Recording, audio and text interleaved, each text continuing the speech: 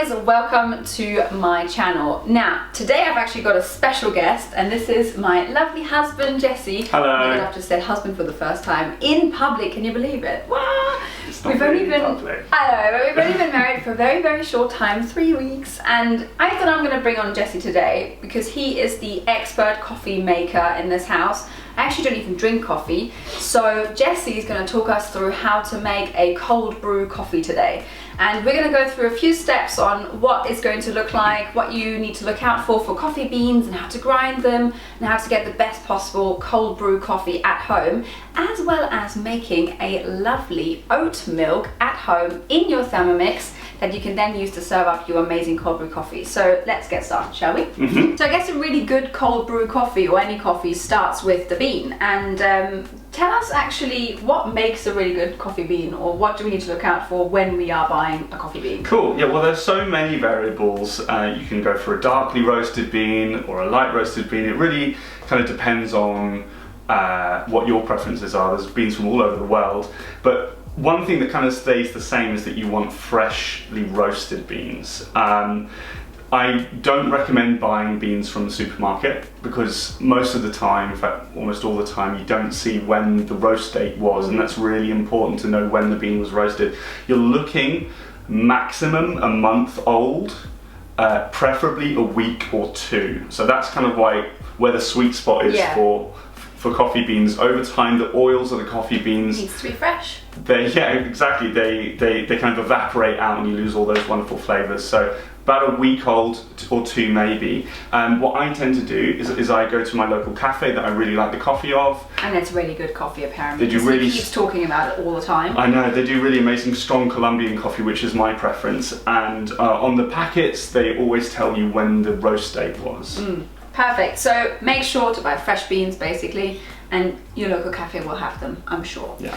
What else can you tell us about beans? Do we need to look out for anything else, or for cold brew coffee, do we just use any type of beans that we just like? Does it matter which ones we use? Yeah, anything that you like. I kind of encourage you to experiment, try different roast colours, different strengths, different areas of the world, and find something that works for you. Perfect. What's your favourite one? I like Colombian coffee, darkly roasted, as dark as possible. Darkly roasted, like dark hair that Jesse has, right? So, we're gonna basically grind these up now, aren't we? And by the way, if you're wondering why Jesse's the same height as me, he's actually sitting on a chair. This guy is much, much taller than you think. So, to make this video a lot easier for us, we thought, why not sitting down instead of getting up? So this is Jesse. That wouldn't work. This is not going to work out for us. So, right, let's start with any cold brew coffee you make. We are going to actually start by grinding the beans, aren't we? Right, so how do we do that? We just pop them in. Yep. And then what? So, you're going to put it on speed 10, right? Yes. To grind them up, just like you might grind sugar or anything else. Yeah. The thing about coffee, it's difficult to give you an exact time because depending on the freshness of the coffee, how it was roasted, where it's from, so all of those variables change how long the grind is going to be. So I think the best way to go forward really would be to tell you what texture we're looking for. Yeah. We're looking for quite a thick texture, thicker than normal filter coffee. So you're looking for almost breadcrumbs, exactly right. Yeah, we want breadcrumbs, so we're going to pop it on for 5 seconds first, and we're going to actually check out what that looks like before we're continuing, just to see if that works out for us. And I recommend at home, if you do this, if you are grinding your own coffee and you are going to make cold brew coffee, pop it on for the first 5 seconds, check out the texture, and then we'll continue from there. Sounds good. Let's turn it on and close our ears. So it's been about 5 seconds now. I reckon that's not done yet, is it? No. I mean, this is sort of mega coarse. If you have a look at it, it's essentially quite coarse, and there's still quite big bits of coffee bean left. So we're gonna pop it on again, and how long do you reckon? 5 or 10 seconds, I think, more. It's starting to smell amazing, but it's definitely not ready yet. It does smell amazing. The thing is, I don't actually drink coffee, but the smell of coffee is so incredible, and it's so intense, and I absolutely love it. So I don't see why I don't drink it, but I just don't. So let's pop it on again. So it's been another 5 seconds and I've actually stopped it again just to check, and it looks like this is the right consistency. Do you like that? It looks perfect. Looks like kind of supermarket bought breadcrumbs to me. Bit like panko breadcrumbs. Yeah. You know, those slightly thicker ones. That's what you want basically. Yeah. And all we do now essentially is, you could do it 2 ways now. You could do the whole thing in the Thermomix. You could just add the water now and stir it around in the Thermomix, or we're going to pop it straight into the jar, but I reckon we'll just do it in the Thermi and then pour the entire thing into our jar. So we'll add some water. Do you know, so the ratio that we're looking for essentially is 1:8.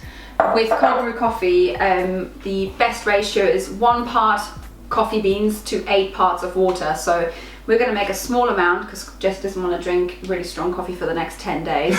So we're just going to do that, and then we pop it on just to mix it up a little bit on speed 2 until it's mixed, and then we're going to show you how to put it in a jar, shall we? Yeah, sounds good. Perfect.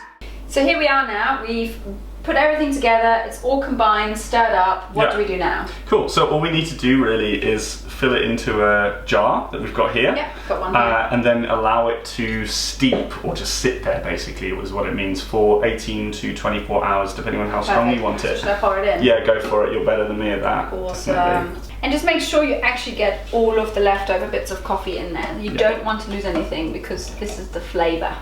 This is what we need. Yeah. Nice. Okay, so how do you store it?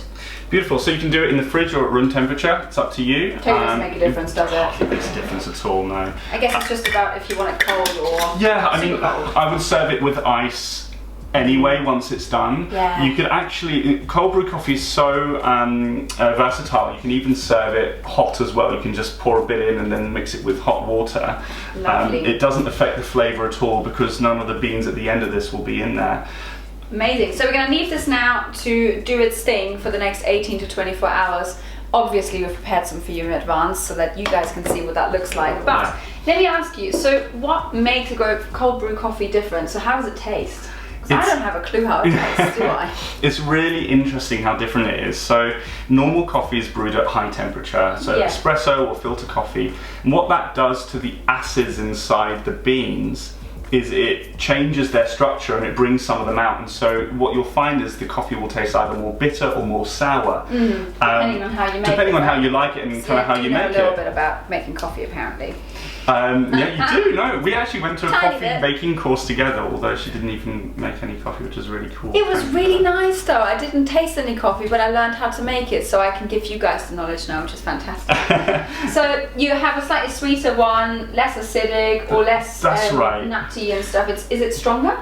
It can be stronger because it's steeping for so long. So you get roughly the same amount of caffeine. Yeah. It can taste stronger, but you don't get any of that acid or bitterness. Lovely. It's just pure sweetness, which is quite amazing. Something I might actually drink, but let's have a look at it. So this is your finished coffee. Now it's been 24 hours in the fridge, and this is what it looks like. We've actually kept ours in the fridge. I wanted it to be nice and cold, though we're going to show you one more cool trick in a second, how to serve it with ice and homemade oat milk. So we're going to go back and make some oat milk in a second.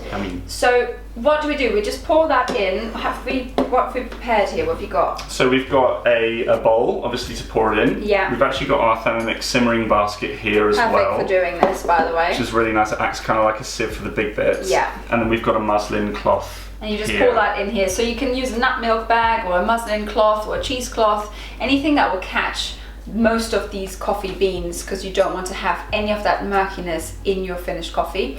So should we pour it in? Go for it. And then you basically see some of that coffee will sit at the bottom. That's absolutely fine. We've poured that in, and here comes a girly tip, of course.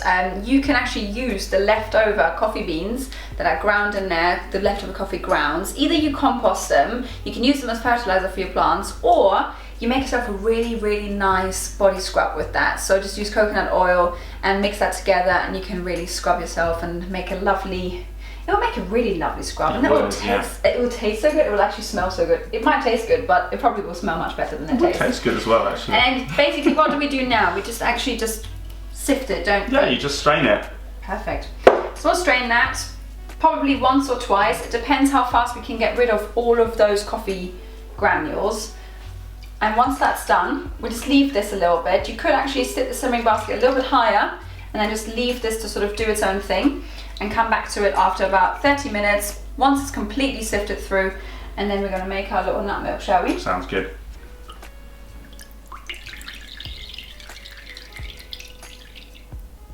So here we have our finished cold brew coffee. We basically filled it back into the jar. Yep. And how do we know that is right now? So we only strained it once. We only did because I got the grind size right for our coffee.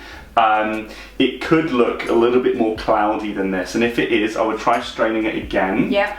And if failing that, if that doesn't work, it means that your grind size was too fine. So there's a bit of a learning experience there. So you just know it for next time, basically. Yeah, it should look like brown liquid, but it shouldn't look murky or cloudy. This looks pretty good. Yeah. So what we'll do now is we'll make a little bit of an oat milk to go with that. So what I've got is some rolled oats. You can make any kind of milk to go with it, any plant-based milk, nut milk, whichever you like actually. We're gonna make oat milk, so I just use normal rolled oats.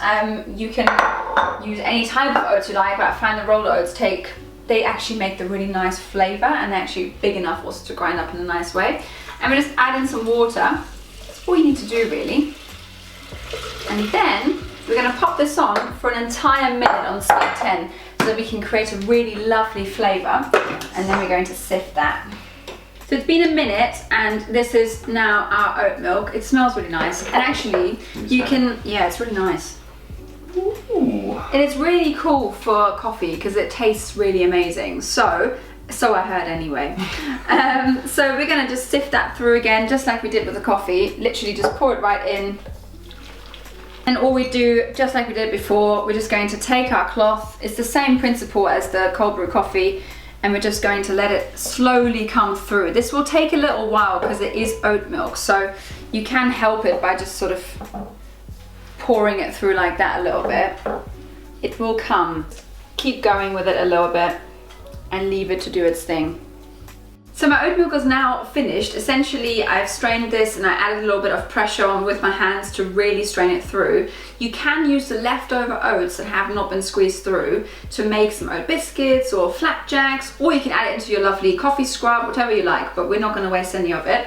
So Jesse's going to show us now how to actually pour this in and how to serve up a really amazing cold brew coffee breakfast drink, right? Yummy. So should we swap places? Let's swap places. Okay. I shall sit down. No, I'm going to stand up. Camera needs to go up now. I know, right? Right. So here's our lovely cold brew coffee. Nice. And we're just going to kind of do a milky-ish coffee. So I'm going to fill it up. We've got some ice there in the jar and some of our amazing oat milk. And I think the nuttiness of this, the oatiness, really fits well with breakfast, doesn't it? So here we go. And it can make a beautiful cloud. That looks really nice. That's really nice. So I can't try any of this because I'm pregnant. I mean, obviously you could have a little bit of caffeine while you're pregnant, but I'm just going to skip that part and make sure I enjoy Jessie trying this beautiful, amazing looking cold brew coffee with oat milk. I'm going to have the oat milk, that's for sure, but I'm not going to have the coffee. So you go try and tell us what it's like. Oh, it's so nice. It's nutty, it's sweet.